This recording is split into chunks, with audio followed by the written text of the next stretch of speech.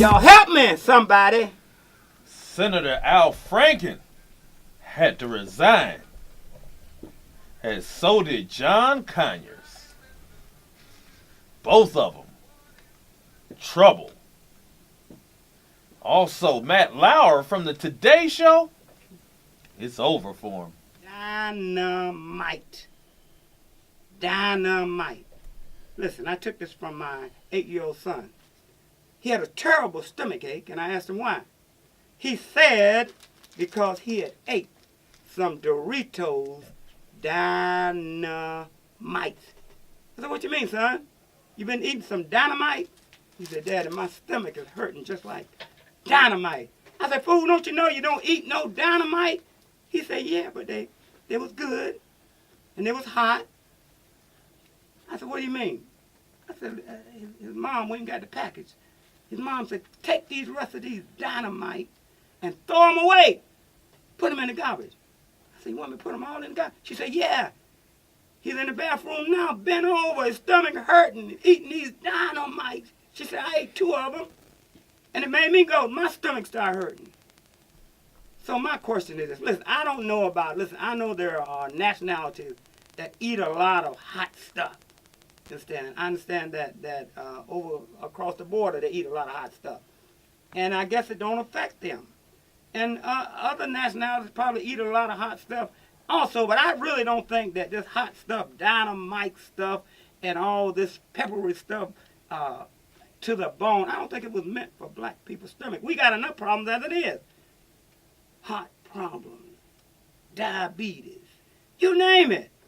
So now we need to add some dynamite to our stomach and mess us up all the way. Listen, I definitely don't think children need to be eating no dynamite. I don't care if it's a Dorito. I don't care if it's a snack or whatever. I just don't see it. Listen. You understand? Blowing out the bathroom is one thing, but I'm talking about a health issue here, man. Don't you understand that if you eat enough of these dynamite, they're going to eat your stomach up? You understand? As a kid, they're going to eat your stomach up. As an adult, they're going to eat your stomach up. This ain't no laughing matter. This ain't no joke. This is more than blowing the bathroom up. This is going to eat your stomach up. You're going to stop. It's going to stop giving Don King the pass. I mean, really, when is the city of Cleveland going to stop giving Don King the pass? Listen, we get it. You understand? Don King is a great promoter, a great boxing promoter, did great in the boxing arena. He's famous for giving away those turkeys on Turkey Day. Great big Turkey Day, man. You know, so is this all Don King has to do is give out some turkeys every Thanksgiving and gobble, gobble, gobble, and y'all satisfied? I mean, come on, when is y'all going to hold Don King accountable for anything? Are y'all scared of Don King? Because listen, Don King done messed up the Call Post. I don't care how y'all look at it. Don King done took over that publishing company. I thought it was going to be something great, but Don King done messed up that publishing company. All he's talking is Trump, Trump, Trump, Trump, Trump. I mean, listen, if it was me, y'all would have been ran me out of town. Of course, I know I ain't got the money or the power or the fame or nothing like Don King. But nevertheless, how long y'all gonna give Don King a pass? I mean, I don't understand it. All the man got to do is give out turkeys on Thanksgiving, and everybody is happy. Come on now, let's be for real. Have y'all read the Call Post lately? Because the first pages of it ain't nothing but about Trump, Trump, Trump. You know, he loved the ground Trump walk on. That's his privilege. But if it had been anybody else, y'all would be running him out of town. Well, he's out of town already because he lives in Florida. But hey, let's face it. When Cleveland gonna stop giving Don King a pass? You can just about kill somebody and get away with it, which is really sad. You know what I'm saying? Yes, ma'am. So, that's the deal. Most people can be bought, and they don't have a spine in their back when it comes to confronting somebody that got a lot of money because they scared. That's what I wanted to say. God bless you, sister. Talking about a pass, Steve Loomis. I remember when we had this march by the way, what brings me up to Steve Loomis is the fact that Steve Loomis lost his president as the police union chief, and so it made me think of taking a pass like y'all giving Don King. One time, Steve Loomis tried not to let me pass. We were having this march one time. Well, we weren't having a march. It was a memorial for a police officer that had been slain. And a group on the west side had gave it, and Candlelight Vision, they invited me and black on black, some of us guys that come over.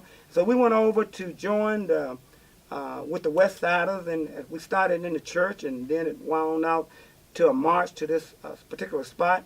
And somewhere down the line, as we started marching, this great big 6 foot, 400-pound Loomis gonna get in my path, stick his arm out and say, "You can't march." I said, "Loomis, what you talking about?" He said, "No, you can't march." I said, "Man, you better get out of my way. This is America. What you mean I can't march?" "No, you ain't gonna march." And this big dude actually blocked my path, threw both arms out, called himself cornering me up. And I said, "Loomis, you better get out of my way."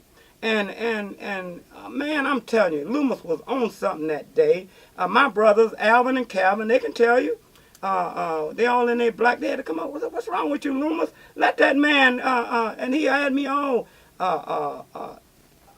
bullied up in a corner, so to speak. Of course, he can't bully me. So anyway, to make a long story short, Chief McGrath at that time, I think he's the safety director, but Chief McGrath had to come over and tell Loomis, said, "Loomis, let that man alone. Let him go." Loomis went off on him. Man, Loomis was on something that day. I don't know whether Loomis was drinking or what, but I surely can tell you. My brothers, Alvin and Calvin, can tell you the same thing. He was on something. So anyway, he just wouldn't quit. So here's what Chief McGrath told me. Chief McGrath took me and the brothers to the side. Said, "Hey man, say this guy's on something. Would y'all do me a favor? Would y'all let the marchers go ahead and then y'all come up later? Otherwise, I'm not going to be able to control this guy." And this is the chief talking about Loomis, a patrolman. So we said, "Yeah, Chief McGrath, we'll back off and we'll walk up behind the group just to keep this guy Loomis in check."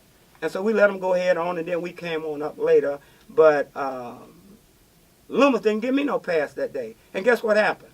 What happened? What happened, Professor? Man, Loomis got charges filed on him for bullying Art McCoy, the original bullying Art McCoy, and the courts told him, say, "Hey, either you apologize to Art McCoy, or you get suspended." You know the bully didn't apologize, don't you? Yep. He got suspended. He sure did. Lord have mercy. Go back to the phone line. How did I get on that story anyway? Who's Mr. on the line? McCoy, why are you talking about? Let